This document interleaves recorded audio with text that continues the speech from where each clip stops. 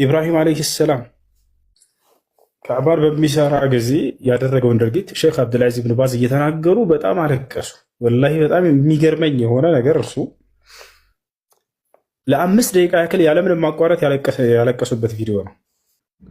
ነቢያቶች ለዚህ ዲን ሙሉ ጊዜያቸውን ሰጥተው ነበር። ሙሉ ጊዜያቸውን መስዋዕት አድርገው አሳልፈው ሰጥተው ነበር። አጥንታቸው ተከስክሶበታል፣ ደማቸው ፈሶበታል፣ ህይወታቸውን አጥተውበታል። በዚህ መንገድ ላይ ዩኑስ ዓለይሂ ሰላም በአሳ ነባሪ ሆድ ውስጥ ተጥሎበታል። እነ ያሕያ ታርደውበታል። እነ ዩሱፍ እስር ቤት ውስጥ ገብተውበታል። ሰዓት እስከዚህ ሰዓት እገባለሁ። እኔ አሁን ለምሳሌ አሁን ግልጹን ነው የምነግርህ፣ እኔ ክርስቲያን ነኝ፣ ግን ደግሞ አንዳንድ ቤተሰብ የሚባል ነገር አለ። ይህ በተንኮል እንዳትወስዱብኝ ሙስሊሞች፣ ወላሂ ነው የምላችሁ፣ ማርያምን ነው የምላችሁ። ለቤተሰብም መንገድ ላይ እየሄድክም ታወራለህ፣ እዚህም ቁጭ ብለህ ምግብ እንኳን አሁን እኮ የቀረህ ነገር ጥያቄዎችን ለማስተናገድ ሽንት ቤት ቁጭ ብለህ እንኳን ነው። ገብቶሃል? አንተም ራስን እንትን በል ግዛ፣ ለቤተሰቦችም አስብ። እያንዳንዱ ነገር እኮ እንደዚህ መሆን የለበትም። የሰው ጥያቄ አያልቅም፣ የሰዎች ጥያቄ አያልቅም። እየሰማኝ ከሆነ ትክክል ነው ወንድሜ። ገብቶሃል? እንደዚህ ነገሮችን እንትን በል። የሆነ ሰዓት እንኳን እኔ ትተኛለህ ብዬ አላስብም። ጎበዝ ነህ ለእስልምና የምታደርገው ነገር። ፈጣሪ ይባርክልህ፣ አንተ እውቀትንም ይባርከው ነው የምለው። ግን ደግሞ ሰዓት ለቤተሰብ የሚባል ነገር አለ። ሙስሊሞች እንዳጠሉኝ፣ እናንተ ቤት ባህላችሁ፣ ሴቶቹ ማለት ነው ባህላችሁ እንደዚህ ቢሆን ትናደዳላችሁ። እርግጠኛ ሆኜ ነው። ወይ ደግሞ ሚስታችሁ ደግሞ ወንዶቹ ቢሆን ማለት ነው ትናደዳላችሁ። ጊዜ እኮ የሚባል ነገር የለም። ጊዜ ስጡት።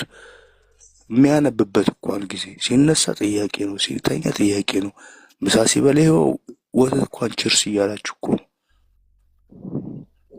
እንደዚህ ነገሮችን እስቲ በራሳችሁ ሰዱት። በራሳችሁ የእስልምና የክርስትና ነገር እንደ ሰው አስቡት። መጥፎ ነገር ያወራሁት ጊዜ ተኝተህ ስትነሳ እንደዚህ ለልጆችም የሆነ ነገር ልጆችን ፈጣሪ ባርክልህ። ማርያምን ነው የምልህ፣ ሀቅ ነው የማወራ። እኔን ታስገባኛለህ ብዙ ጊዜ ማለት ነው። እንደዚህ ነገሮችን አስብ እስቲ። እኮ መጥፎ እኮ ነው። በየሰዓቱ እንደዚህ እኔ 20 ደቂቃ ካወራሁ ያመኛል አናቴ ማለት ነው። ጭንቅላቴ ይቃወሳል። አንተ የስንት ሰዓት ነው እንትን የምትለው? ያን ነገር ፕሮግራም አድርግለት እስቲ። እያነበብክ ምንም እያልክ እንደዚህ። በእርግጥ እውቀት ደስ ይለኛል፣ እኔ እውቀትን እወደዋለሁ፣ ፈጣሪ ይጨምርል። ግን እንደዛ ነገር ልመድ እንጂ ማለት ነው። ክርስቲያንም ይጠይቃል፣ ሙስሊምም ይጠይቃል። እንዴት ሆኖ ነው የሁሉ ጥያቄ የሚመለሰው? ያማል እኮ። እስቲ አስቡት። ኢድ ሙባረክ ብያለሁ፣ እንኳን ላረፋ በዓል አደረሰ ብያለሁ። ወንድሜ እወድሃለሁ። ዳደርልኝ። ቻው። እሺ፣ እናመሰግናለን ዮኒ፣ ሽኩረን ስለ ሀሳብ እናመሰግናለን ብያለሁ። የተሰጠን ጊዜ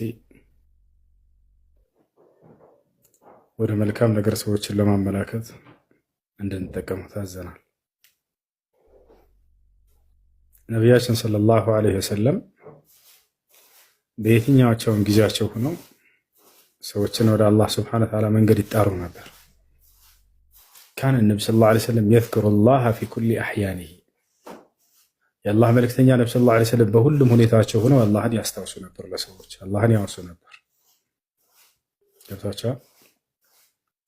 ጠዋት ይወጣሉ፣ ቀኑን ሙሉ በዳዕዋ ላይ ናቸው። ማታ ሲገቡ ጊዜ ወደ ቤታቸው ደግሞ ለሚስቶቻቸው ሐቃቸውን ይሰጣሉ።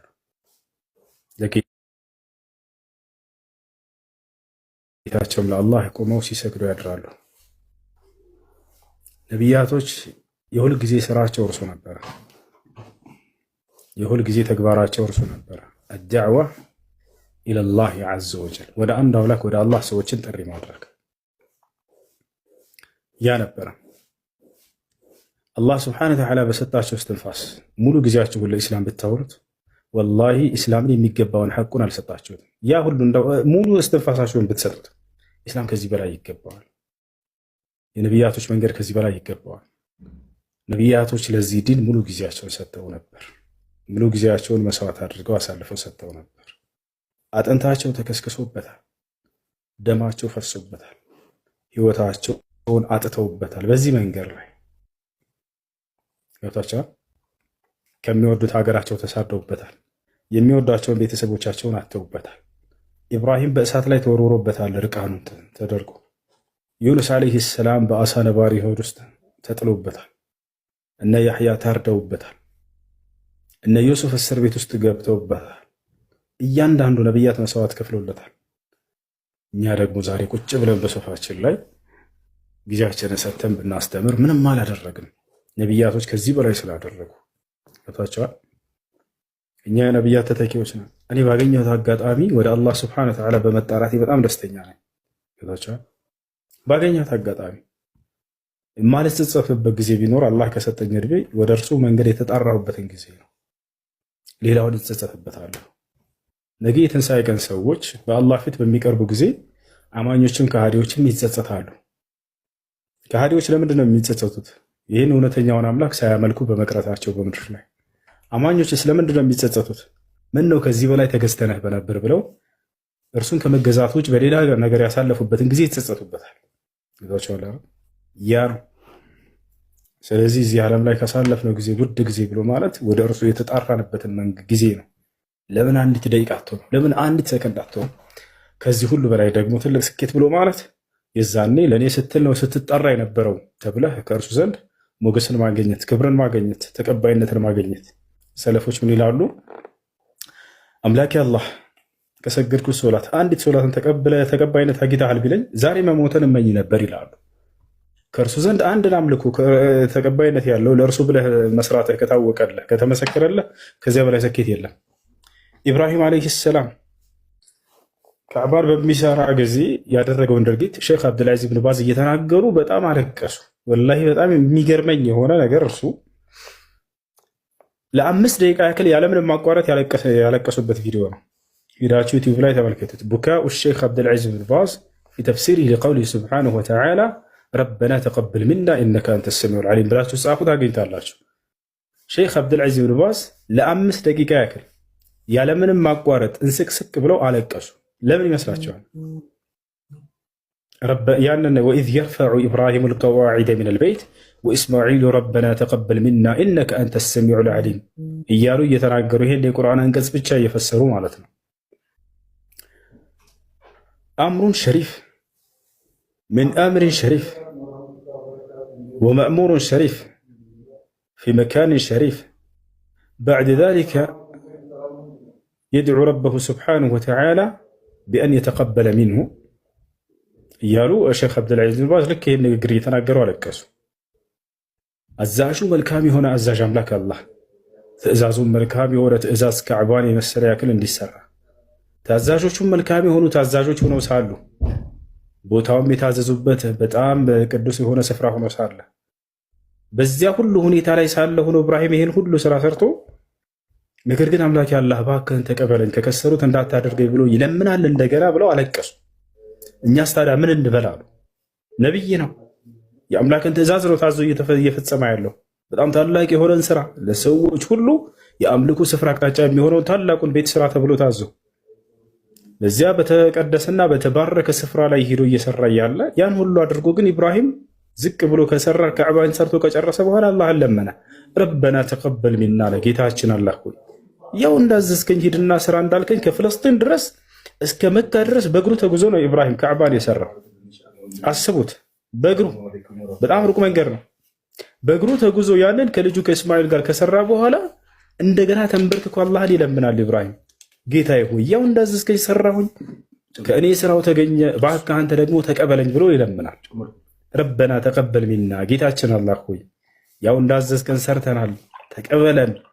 ኢነከ አንተ ሰሚዑል ዓሊም አንተ ሰሚና ተመልካች አዋቂ ሆንክ አምላክ ነህና ብሎ ተናገረ። ታዲያ ከስራችን ከዳዕዋችን ሁሉ በስተጀርባ የአላህ ስብሐነሁ ወተዓላ ቀቡል ከሌለው ወላሂ ክስረት ነው። የእርሱ መቀበል ካለው ግን የዛኔ ትልቁ ስኬት ነው። ይዟቸዋል እና ሙሉ ጊዜያችንን ሰውተን ብናደርግለት ኢስላም ወደ እርሱ ብንጣራ ለእርሱ የሚገባውን ጠብቀናል ብለን አናምን ግን እንደው ነቢያቶች ከከፈሉት መስዋዕት እንደው ጥቂቷን እንኳን እነርሱ የጀመሩትን መንገድ አስቀጥሎ መሄድ እንደሱ ትልቅ ነገር የለም እና እኔም የፈለገ 24 ሰዓት ወደ ኢስላም ስጠራ ብቆይ ለእኔ ምንም ድካም የሚባለው ነገር ትዝ አይለኝም። አንድ ደቂቃ ያክል ያለፈ ሁሉ አይሰማኝም። እንደው ስሜት ለሚጠይቀ ሰው ማለት ነው። ምናልባት ቁጭ ብዬ ለአንድ ደቂቃ ሌላ ነገር ባስብ ብዙ ሰዓት የቆየ ያክል ሊሰማኝ ይችላል። ነገር ግን ሙሉ ጊዜን እንዳው ለኢስላም ሰጥታችሁ ብታስተምሩ ያን የነቢያትን መንገድ እንደያዛችሁ እርግጠኛ ከሆናችሁ ነቢያቶች በዚህ መንገድ ላይ መስዋዕት እንደከፈሉ እርግጠኛ እንደሆናችሁ ስታስቡ ጊዜ ለምንም መስሎ አይታያችሁ። ነቢያችን ሰለላሁ ዐለይሂ ወሰለም ሐዲስ ላይ ዱዓ ሲያደርጉ ዳዕዋ ለሚያደርግ ሰው ነደረ አላሁ ምርአን ሰሚዐ መቃለቲ ፈወዓሃ ፈበለገሃ አሉ። የእኔን ቃል ሰምቶ ለትውልድ ያደረሰን ሰው አላህ ፊቱን ያብራለት ብለው ዱዓ አድርገውለታል። የእኔን ቃል ሰምቶ ሸምድዶ በልቡ ይዞ ለትውልድ ያደረሰን ሰው አላህ ፊቱን ያብራለት በሁለቱም ዓለም ተብሎ ከነብዩ ሰለላሁ ዐለይሂ ወሰለም ገባዝ ጋር አሁን እኔ የራስ የሆነ ህይወት መቀጠል ስላለብኝ ወስኜ የጀመርኩት ነገር ነው።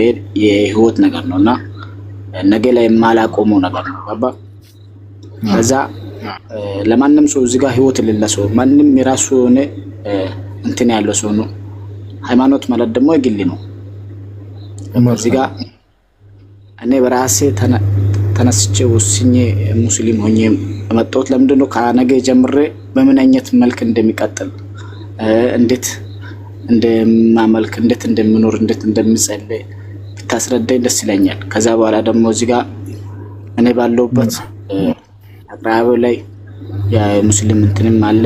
እዛ የሄድኩ ከሳምንት አንድም ሆነ ከ15 አንድም ከሙስሊም ወንድሞች ጋር ተቀላቀየ ያው ሃይማኖቱን የሚካፈለው ይሆናል። ለዛ አንዳንድ ነገሮችን ከነገ ጀምሮ አሁን ከዛሬም ጀምሬ እንዴት እንደሚቀጥል ብታስረዳኝ ደስ ይለኛል። ባዛ መርሐባ። ማሂር አለ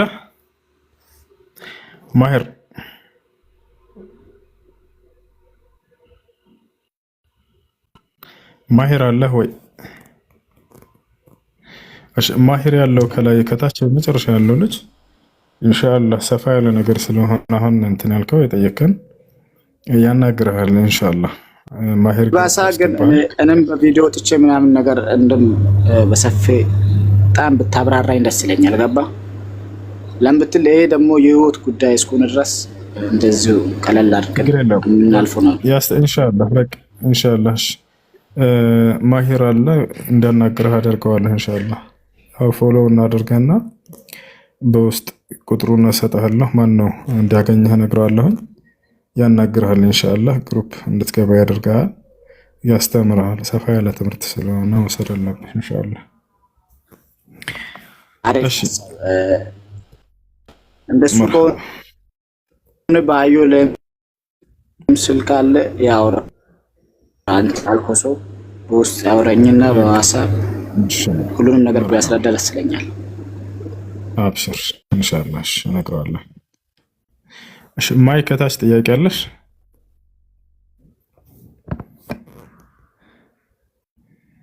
ማይ አለሽ?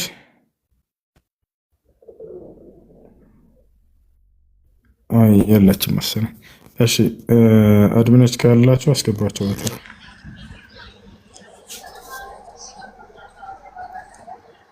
እሺ ወለየዋ ሰላም አለይኩም። ወአለይኩም ሰላም። በስምና ዳን ጥያቄ ነበር። እሺ ጥያቄሽ ምንድን ነው? እኔ ከኢትዮጵያ ስመጣ ንቃብስቲ ነበርኩ። ከዛ ከመጣው በኋላ አወጣሁት። አሻ ተዘሰ እሺ በይ። አሁን ደግሞ ስሄድ ለብሼ ብሄድ ምን ችግር አለው? ልበሺ ከለበሳችሁ በኋላ ተውልቁ። ምናልባት ግን የሆነ ጊዜ ላይ አውለቃችሁ ከሆነ መልሳችሁ ወደ አላህ Subhanahu Wa Ta'ala ተውበት አድርጋችሁ መልበስ። ለመጀመሪያ ያኔ ኢትዮጵያ ያለው ወላሂ በልጅነቴ ነው የለበስኩት በ12 አመቴ ማለት ነው ምንም ሳላውቅ። ከዛ አድጌ ወደ ስደት እስከምሄድ ድረስ ለብሼዋለሁ። ግን ወደዚህ ስመጣ ደግሞ ኢማራት ውስጥ ኒቃብ አያስለብሱም። ከዛ አስወጡኝ። አሁን ደግሞ ወደ ኢትዮጵያ ስገባ ብለብሰው እኮ ልበሽ እህት ወይንስ ልመጥቼ ልበስሽ? ልበሽ አልኩኝ እኮ። እሺ ያማ ሰላም በፈጣሪ። እሺ ችሎት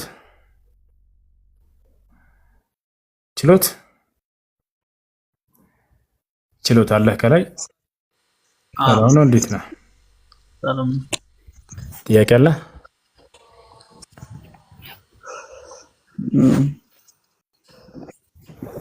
ጥያቄ አለ? አይልኝም ጥያቄ። ያው አንዳንድ ጥያቄ የምታመስል ለማለፍ ነው። ያው አንዳንድ የምታስረዳ ተመልሳለህ?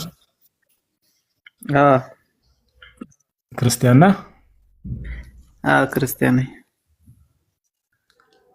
እሺ ስንት አምላክ ነው የሚመለከው በክርስትና ሃይማኖት? በክርስትና አንድ አምላክ ይመለካል። ሶስት አምላክ አታመልክም እኮ በአካል በመንፈስ ቅዱስ። እኔ ስለ እንትን አላውቅም፣ ግን በሶስት ይገለጻል። በአንድ ነው የሚናበው፣ ግን በአካል በሶስት አካል ሶስት አካል ታመልካለህ። ሶስቱንም አብንም ወልድንም መንፈስ ቅዱስንም ታመልካቸዋለህ ወይንስ አንዱን ብቻ አብን ነው የምታመልከው? ሁለቱንም አመልካለሁ። ሶስቱንም ታመልካቸዋለህ? ወይኔ በፈጣሪ። ኢየሱስ ግን ማንን ነበር የሚያመልከው? አብን እኮ ነበር የሚያመልከው፣ እሱ አንዱን ብቻ። ኢየሱስ አብን ብቻ ነው የሚያመልከው?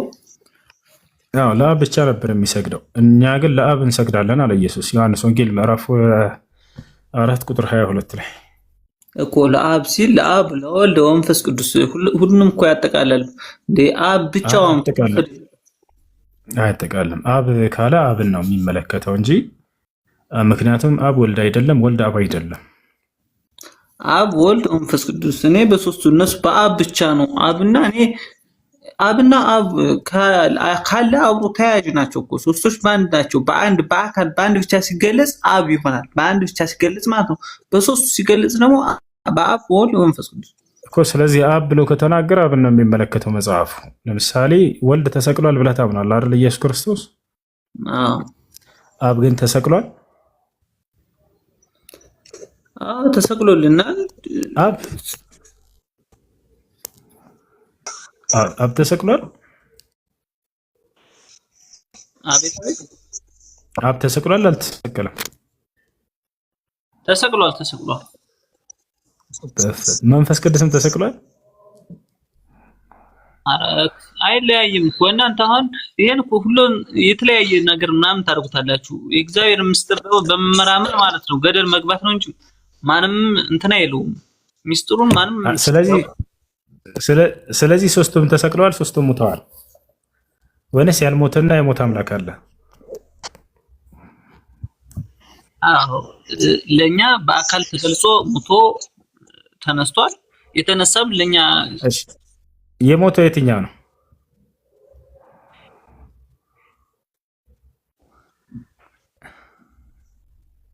የሞተው የትኛው ነው? በአብ በወልድ በመንፈስ ቅዱስ ከአብም ወልድም መንፈስ ቅዱስም ሶስቱም ሙተዋል ወይንስ የሞተ አለ ያልሞተ አለ? ሶስት አይደሉም እኮ አንተ አንድ ነው። አንድ አካል ሶስት ይገለጻል። ሶስት ጌቶች ናቸው አይደል ያሉ?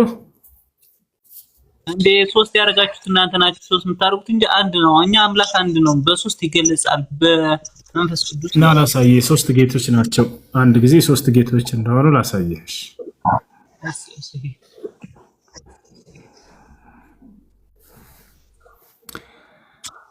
ያውና እዚህ ጋር ምን ይላል? ሰይፈ ሥላሴ ምዕራፍ 5 ላይ የትእዛዛቸው ባህሪ አንድ የሆነ ሶስት ምንድናቸው ይላል። ሶስት ምንድናቸው? ሶስት ጌቶች ናቸው አይደል? ሶስት ጌቶች በል እስኪ አንዴ የታለህም ያው እነዚህ ጋር ሶስት ጌቶች ናቸው። ሰይፈ ስላሴ ትእዛዙ በህይወት አለ። ከዚህ በኋላ ሰማዕቱ ቂርቆስ ስለ ቂርቆስ እኮ ነው። ቅዱስ ቂርቆስ ላ ያው እነዚህ ጋር ከላይ ሰይፈ ስላሴ ምዕራፍ 5 ላይ የትእዛዛቸው ባህሪ አንድ የሆነ ሶስት ጌቶች ናቸው ይላል። ሶስት ጌቶች ናቸው የምታመልካቸው አይደል? አዎ ትእዛዙ አንድ ነው እኮ። ስንት ጌቶች ናቸው ነው ያልኩህ። አሁን ጥያቄው አንድ ነው ከፈለክ ማለት ነው። አሁን ለአንተ ተገልጸው ሶስት ነው ሊመጡልህ ይችላሉ። ሶስት ነው ማለት በአካል ሶስት ነው ይመጣሉ። በመንፈስ ቅዱስ ግን አንድ ናቸው። መጽሐፉ ሶስት ጌታ እያለ አንድ ጌታ ተባለም። የሶስት ጌቶች ናቸው አለ እኮ መጽሐፉ። ተሳስቷል እኮ ሶስቱ ነው ታገኘዋለህ። ሶስቱ ነው ይመጣል። ግን ባንድ ስንቱን አለው። ዞሮኛ ብዙ ማናውቀው ነገር አለ። ግን ብዙዎች በአይነ ያዩት ነገር ሁሉን ነገር እንትን ያሉ ስለሆነ እኛ የምናውቀው ነገር የለንም። ኢየሱስ ክርስቶስን ያስገረፈውና ያሰቀለው ማን ነው?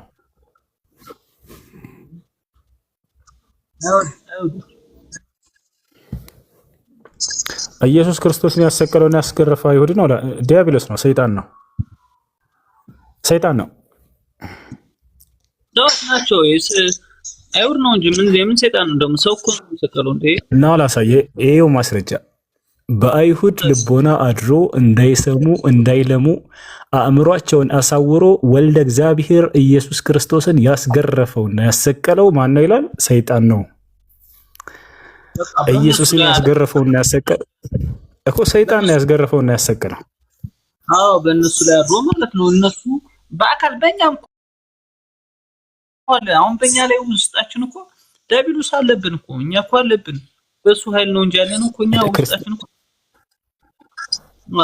ስለዚህ ኢየሱስን ያስገረፈውና ያሰቀለው ሰይጣን ነው አይደል? አዎ፣ በሰው ላይ ተገልጾ ስንት ግርፋት ነው ያስገረፈው?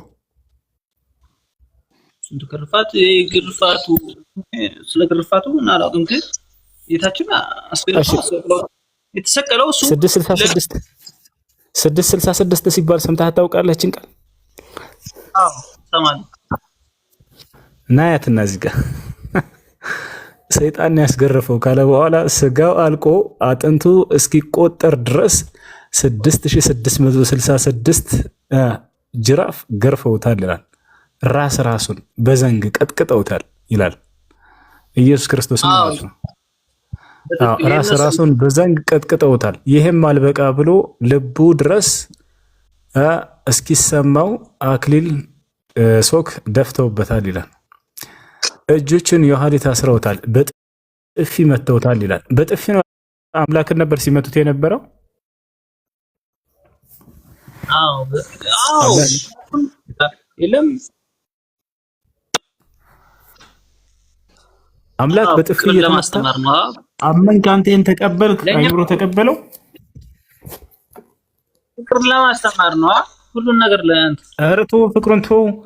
ቆይ አምላክ በጥፊ ተመታ በፈጠራቸው ፍጥረታቶች አሜን ነው ብለህን ተቀብለሃል? አንተ አምነህበታል ወስደህ? አዎ፣ ቀኝ ፊትን ለመታ ግራ ፊትን አዙርለት። ሲመቱት ጊዜ ኢየሱስ ክርስቶስ ለምን ትመታኛለህ ብሎታል። ውሸት ነው እሱ። ለምን ትመታኛለህ ብሏል መጽሐፍ አለ። አዎ መጽሐፍ ቅዱስ ላይ ኢየሱስ ክርስቶስ ቀኝህን ለመታ ግራህን ስጥ ካለ በኋላ እሱን ቀኙን ሲመቱት ስለምን ትመታኛለህ ብሎ ወራው ተቃውሞታል ሰውየው። ወታለ ሲያምጣል በፍጹም የለም እንደዚህ ያለ ነገር የለም። እንደዚህ ካለ ማለት ነው እኔ ቀጣለሁ። ለምን ትመታኛለህ ብሎታል። ና ተቀጣለህ እንደዚህ ሚል የለም። ና ላሳይህ ነው። እኔ ከራሴ እንዳልተናገር በፍጹም እንዳነበብኩ እናገር እና ያው ዮሐንስ ወንጌል ምዕራፍ 18 ቁጥር 22 ይህንም ሲል አለ ቆሞ የነበረው ከሌሎቹ አንዱ ለሊቀ ካህናቱ እንዲህ ሲል መለሰለት ብሎ ኢየሱስን በጥፊ መታው። እንዴት ትመልሳለህን ብሎ ኢየሱስን በጥፊ መታው አይደለ? ከዛ ኢየሱስ ምን እንደሚል ተመልከት 23 ላይ ኢየሱስን መልሶ ክፉ ተናግሬ እንደሆነ ስለ ክፉ መስክር፣ መልካም ተናግሬ እንደሆን ግን ስለምን ትመታኛለህ አለው። ለምን ትመታኛለህ? ለምን ትመታኛለህ? ለምን ሳይሆን ስለምኑ እኮ ለምን ትመታኛለህ? ስለምን ትመታኛለህ? ያ ነው። ስለዚህ ክርስቶስ ሲመታ ጊዜ ቀኝህን ለመታህ ግራህን ስጥ ያለውን ለራሱ አልሰራበትም። ምን አደረገ ኢየሱስ ከተባለ ቀኙን የመታውን ሰው ስለምን ትመታኛለህ ብሎ ጠይቀው። ዞር ብሎ እኮ ስለምን ትመታኛለህ ነው እንጂ እኮ እኔ ልምታህ አላለም እኮ ልምታህ አላለም። በጌታ ስም እኔ ታዲያ ምን አልኩህ? መጀመሪያም እኮ ስለነበረው ሲመታው ጊዜ ቀኙን ስጠው፣ ቀኝህን ለመታህ ግራህን ስጥ ያለው ክርስቶስ በተመታ ጊዜ ግራውን አልሰጠውም ለራሱ። ታዲያ ምን አደረገ ከተባለ ዞር ብሎ የመታውን ሰው ስለምን ትመታኛለህ አለ። ገብቶሃል አይደል? ሲቀጥል ይሄ አምላክ እንዳልሆነ ግልጽ ማስረጃ ነው። ለምን ከተባለ ለምን እንኳን እንደመታው ገና እየጠየቀ ነው፣ አላወቀም። ለምን ትመታኛለህ ብሎ ይጠይቃል። እንደ አምላክ እኮ ለምን እንደመቱት ያውቃል። ምንም መጠየቅ አያስፈልገውም ነበር። ስለምን ትመታኛለህ ብሎ እንዲህ ይጠይቃል። አምላክ ቢሆን ኖሮ ምን ትላለህ?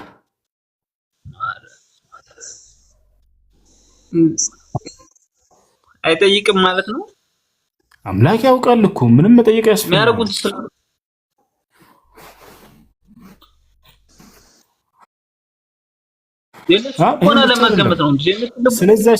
ስለዚህ አሽከርና ስለዚህ ሰዓት ቀን ስለ ምጽአት ዓለም ቀን ኢየሱስ ክርስቶስ ያውቃል አያውቅም? ሁሉን ነገር ያውቃል እንጂ የተሰደደው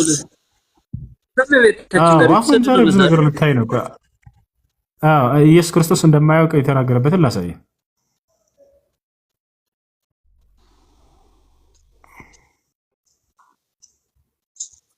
እሺ ከአብ በቀር ማንም የሚያውቅ የለም፣ አብ ብቻ ነው የሚያውቀው። ማርቆስ 13:24 ላይ ላሳየ።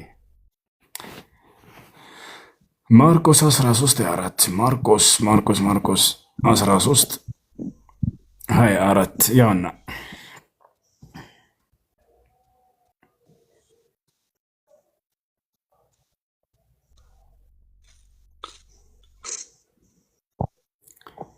(13:32) ይቅርታ፣ ማርቆስ 13:32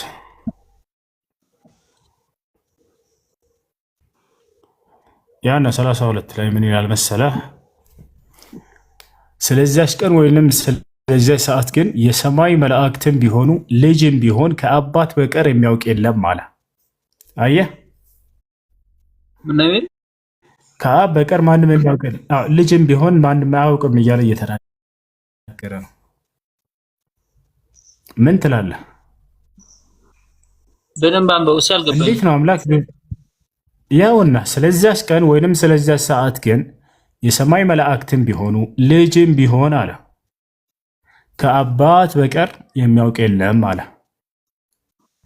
አባት ማን ነው? አምላክ እንዳልሆነ ኢየሱስ ክርስቶስ አብ ነው። ልጅ እያለ የሚጠቅሰው ደግሞ ልጅ እያለ የሚጠቅሰው ራሱን ነው አይደል? ስለዚህ አምላክ እንዳልሆነ ትልቁ ማረጋገጫ አንደኛው ይሄ ነው። ምክንያቱም አምላክ ስለዚያች ቀን ስለዚያች ሰዓት ስለ ትንሣኤ ዓለም ቀን በደንብ አድርጎ ያውቃል። አምላክ አላህ ለምሳሌ ላሳየህ፣ የምጽአት ዓለም ቀን ከኔ ዘንድ ከአላህ ዘንድ ብቻ ነው ያለችው እያለ ቃል በቃል ይናገራል። ቁርአን ላይ ስንመጣ ጊዜ ስለዚያች ቀንና ላሳየህ አብሽር። ሁሉንም የጻፈው እነሱ አይደለም የጻፉት፣ የጻፈው ግለሰብ ነው የሚጽፈው እና ላሳይ አላውቅም አለ ኢየሱስ። በቃ አላህ ደግሞ እንደሚያውቅ ላሳየው። አላህ የሰዓቲቱ እውቀት እርሱ ዘንድ ብቻ ነው። 4 ነጥብ። ስለዚያች ሰዓት ከእኔ ውጭ ሌላ ማንም ያውቅም ይላል። እኔ ዘንድ ብቻ ነው የሰዓቲቱ እውቀት ያለው እያለ ይናገራል። ይታያል። በሌላ ቦታ ላይ ስለ ሰዓቲቱን ቀን ይጠይቁሃል። እርሱ ከጌታዬ ዘንድ ከአላህ ዘንድ ብቻ ነው ያለው በላቸው እያለ ይናገራል። ቆይ ላሳየህ ምን ይላል አላህ እዚህ ጋር ሲናገር 63 ላይ ሰዎች ከሰዓቲቱ ይጠይቁሃል፣ እውቀቷ አላህ ዘንድ ብቻ ነው በላቸው። ያ ሰላም። ክርስቶስም ምን አለ? ከአብ በቀር ሌላ ማንም አያውቅም አለ። እኔም ብሆን የሰማይ መላእክትም ቢሆኑ አያውቁም አለ። ስለዚህ አምላክ የወደፊትን ሁሉ የሚያውቅ ነውና ያን አለማወቁ አምላክ እንደሆነ ያስረዳቸዋል። አንድ ነገር ነገር እሺ ከእናንተ እምነትም ከተጻፈው ብዙ ስህተት አለ፣ ከኛም ስህተት ሊኖር ይችላል ከተጻፈው ማለት ነው። ንገረኝ፣ እሺ ንገረኝ፣ ስህተት ያየኸውን በእኛ እምነት ላይ ንገረኝ። ችግር የለም በቃ ስለመሐመድ ብዙ ነገር ሰምቻለሁ። ጠይቅ፣ አብሽር። ደስ ያለህን መጠየቅ የምትፈልግ ከሆነ አንድ ስህተት የለም ብዬ እኔ በሙሉ እንትን እነግርሃለሁ። አንተ ካገኘህ ንገረኝ። ያው እኔ እያነጻጸርኩ እያሳየሁ ነው። እኛ አምላካችን አላህ የትንሣኤዋን ቀን ከኔ ዘንድ ብቻ ነች ብሎ በግልጽ ነግሮናል። አንተ ደግሞ አምላክ ብለህ የምታስበው ኢየሱስ ክርስቶስ እንደማያውቅ ተናገረ። ይሄ መሰረታዊ ጉዳይ እኮ ነው። ክርስቶስ አንተ አምላክህ ኢየሱስ ክርስቶስ አምላክ እንዳለው ተናግሯል አይደል? አምላክ አላህ Subhanahu Wa Ta'ala ደግሞ አላህ ጭንቅላት ያለው ለምንድን ነው? እናንተም እኮ ስህተት አለ የተጻፈ ላይ። ስህተቱ ምንድን ነው ንገረኝ እያልኩህ ነው።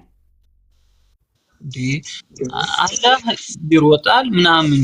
አሁን መሐመድ እንትን ያለው አንድ ነጥብ አንሳና ከሱ ልጀምርልህ። ምን ላስረዳ እኮ የተጻፈውን አንብብልኝ አሁን ባልኩ ማለት ነው። አላህ ይሮጣል ያልከው አላህ የሚሮጠው ምክንያቱም ንገረኝ። አላህ ይሮጣል ሲባል አንተ እንዲህ በእግሩ መሮጥ ምናምን መስሎ ነው አይደለ? እንደዛ ነው መሰለህ? አሁን መሰል በአረብ የተጻፈውን በሙሉ ለቅመህ አንብበዋል? እናንተ የተጻፈው በደንብ አውቀዋለሁ፣ በደንብ አንብቤዋለሁ። እናንተ ያሰባችሁት ይሮጣል ሲባል ያው በሰው እንትን ዝም ብሎ መሮጥ ሩጫ መስላችሁ ነው አይደል? እንደዛ አይደለም። ላስረዳህ እሱ ነው። አንተ ደግሞ የተረዳኸው አሁን እይታችን የተጻፈውን ቃል ቀጥታ በቀጥታ ነው እየፈታህ ያለ። ቀጥታ በቀጥታ መፍታታችን በጭራሽ አንተ ማወቃችን ብዙ። እሺ እንዴት እንፍታ? እሺ እኔ እኮ እየጠየቅኩ እየመለስክልኝ ነው። አንተ በቀጥታ በጥፊ መተውታል ወይ አምላክህን አልኩህ። አዎ መተውታል በጥፊ አልከኝ። እሺ በቀጥታ አይደለም ይሄ የሚፈታው ወይንስ ጥፊ ሲባል ምን ማለት ነው? ምርቃት ነው ወይንስ ምንድነው? አሁን እኔ የምልህ ማለት ነው። አሁን እኔ ምስክር ሆነው በቃ ባይን በተጻፉ በምንም ነገር አልሄድም። በቃ እኔ የተጻፈው እናንተም የተጻፈው ስህተት አለው ብዙ ከኛውም ሊኖረው ይችላል። እናንተ እኛም በሚገባና እሱም አንተም በሚገባ ነው የምታዳምጠው። አንድ ክርስቲያንም ወደ ሙስሊም በማያውቅ ሁኔታም ነው እንጂ አይገባም። ሙስሊሙ ወደ ክርስቲያንም አይመጣም። ወደዛም ወደዚህም አይልም። አሁን ጭራሽ አይምሮን መክፈት ፈቃደኛ አይደለህም። ምንም ማድረግ አይቻልም። አሁን አንተ ጠይቀኝ ላስረዳህ አልኩህ። ስለ መሮጥ ጠየቅ ላስረዳህ አልኩህ። አንተ በሰውኛ እንደ መሮጥ በእግር መሮጥ እንደሆነ እያስረዳህ እንዴ። ነገር ግን አንተ ስለ አምላክ የምጠይቀህ ነገር የምትጠይቀውን ሁሉ እያሳየሁ ነው፣ ከመጀመሪያው ጀምሬ ማለት ነው። አምላክ ብለህ የምታስበው ኢየሱስ ክርስቶስ ለምሳሌ አምላክ አለው አይደለ? አምላክ አለ የለውም? ኢየሱስ ምንም ሆነ ምንም በቃ በተግባር እያዳነኝ ነው። በቃ እያዳነኝ እንዝል ምንም ሆነ ምንም አይምራቸውን ክፈቱ እንጂ አይምሮን የከፈተ ሰው ጋር ነው የማወራው።